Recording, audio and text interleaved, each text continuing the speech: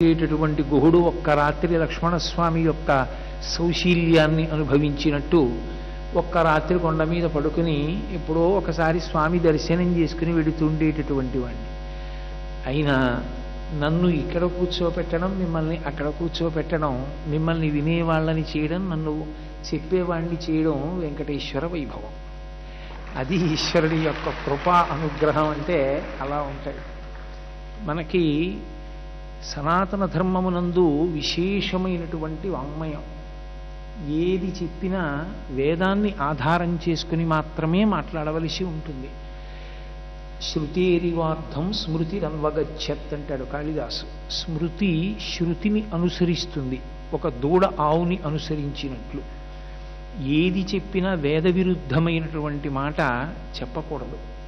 అందుకే వేదో నిత్యమధీయతాం తద్